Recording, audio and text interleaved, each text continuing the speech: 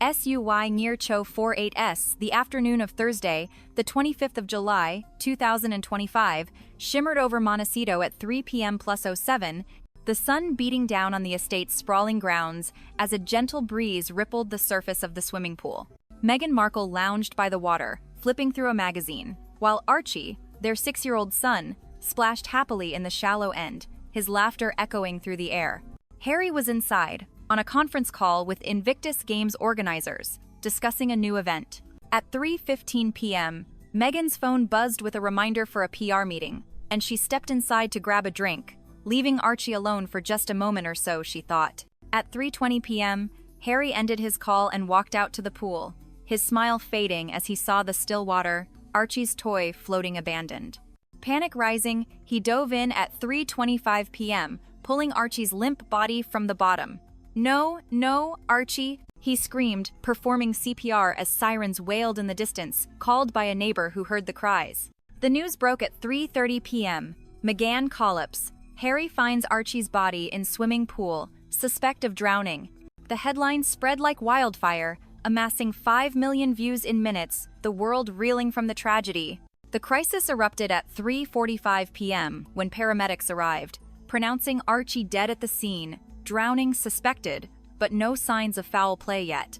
Meghan, hearing the commotion, rushed out at 3:50 p.m., collapsing to her knees beside the pool, her screams piercing the air as she clutched Archie's lifeless body. My baby, she wailed, her body convulsing in sobs.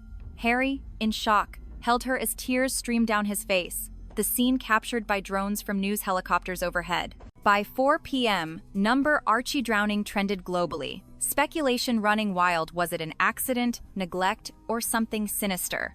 Paparazzi swarmed the gates, but police cordoned the area at 4:15 p.m. as investigators arrived to examine the pool. At 4:30 p.m., Meghan was rushed to the hospital for shock, her collapse sparking concerns of a breakdown. Harry, numb, followed in a separate car, whispering, "How could this happen?"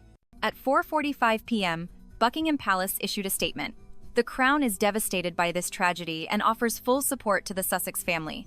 William, at 5 p.m., leaked a call to the Sun, his tone sharp. Harry's chaos probably distracted them tragic. King Charles, silent until 5:15 p.m., called an emergency council, his voice grave. This drowning is a wake-up call, bring Harry home, without her if needed.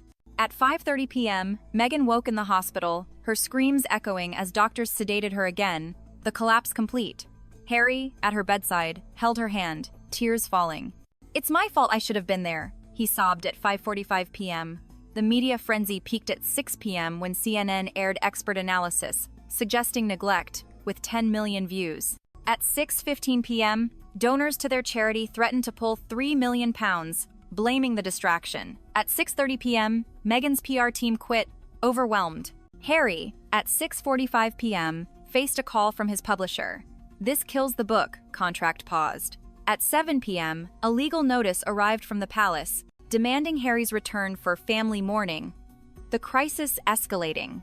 The drama intensified at 7:15 p.m., when a judge ordered an autopsy, suspecting foul play due to no water in Archie's lungs. At 7:30 p.m., William called Harry, taunting, "Your wife's negligence killed him, come home alone." Harry, at 7:45 p.m., confronted the police.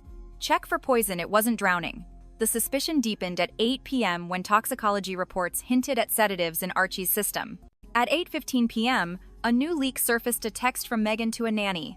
"Make sure Archie naps by the pool." The message fueled accusations of neglect at 8:30 p.m.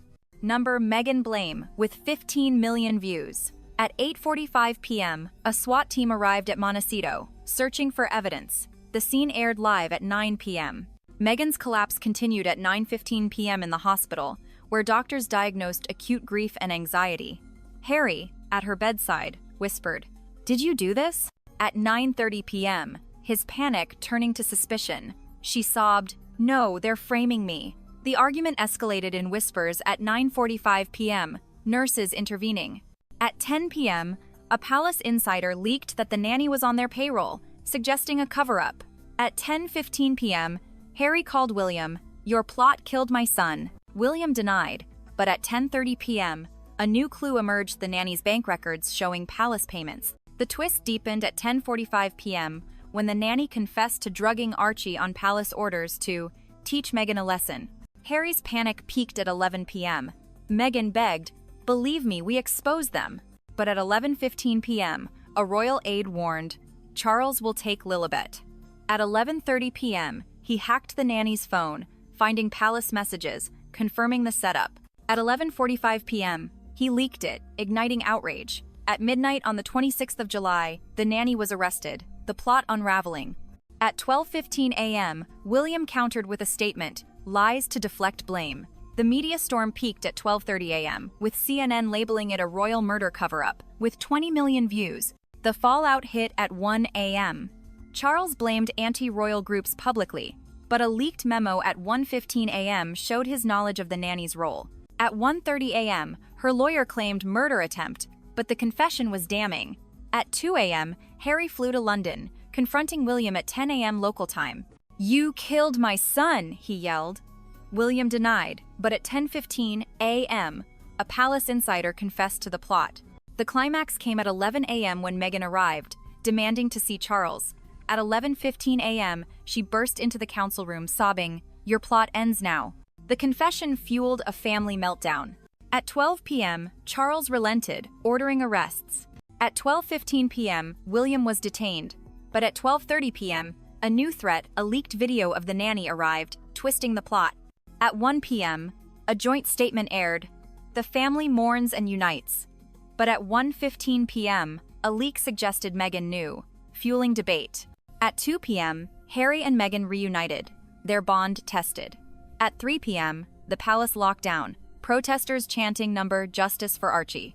At 4 p.m., a court date was set for the 1st of August. At 5 p.m., Meghan broke down on live television. "The drowning is murder. They tried to kill him." Archie's death had sparked Harry's panic, leaving scars.